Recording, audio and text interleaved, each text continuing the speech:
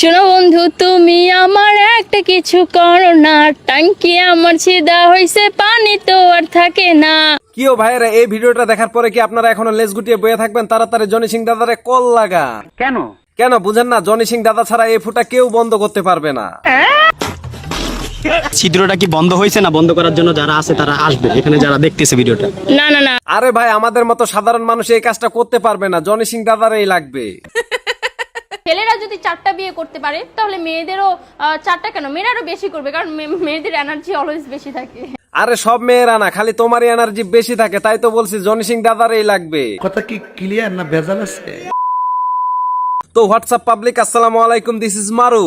আর সবই হচ্ছে যে মুতার জায়গায় গুতা দেওয়ার ধান্দা। মানুষ কতটা নির্লজ্জ বেহাইয়া হলে ক্যামেরার সামনে এসব কথা বলতে পারে? আর সবই হচ্ছে যে মুতার জায়গায় গুতা দেওয়ার ধান্দা। এই খানকি মাগিরে জনি সিং দাদার টাকটা হের হুগাই দিতে হইব ভইরা, নইলে এই খানকি মাগির শিক্ষা হইব না। Oh my god! আচ্ছা, আপনারা কি জানেন এই খানকির জন্ম হয়েছে কেমনে? বিষয়টা একটু ব্যাখ্যা করবেন? এক রাতে কিছু গাঞ্জাখোর পাড়া রাস্তার ধারে এনজয় করতেছিল, আর সেই রাতে প্রচুর পরিমাণ বৃষ্টি হইতেছিল, আর সব ফার্মেসির দোকান বন্ধ ছিল, আর তারপরে এই খানকি মাগির জন্ম হয়েছিল। কেসটা তুমি ধরেই ফেলেছো। শাকিব খানের নায়িকা হতে পারি ওইরকম কিছু করলে।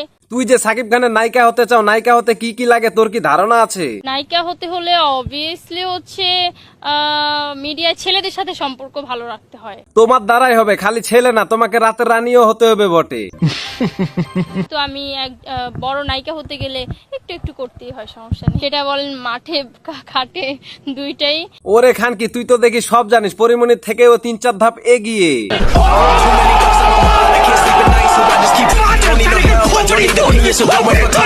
रुको जरा सबर करो।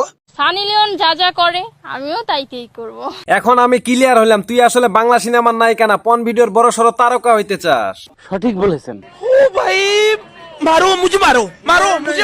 তো আজকের এই বিনোদনমূলক ভিডিওটি এখান থেকে শেষ। ভিডিওটি যদি আপনাদের ভালো লাগে চ্যানেলটা সাবস্ক্রাইব করেন, আর যদি ফেসবুক পেজ থেকে দেখে থাকেন তাহলে পটাপট ফলো করেন। দেখা হবে নেক্সট ভিডিওতে।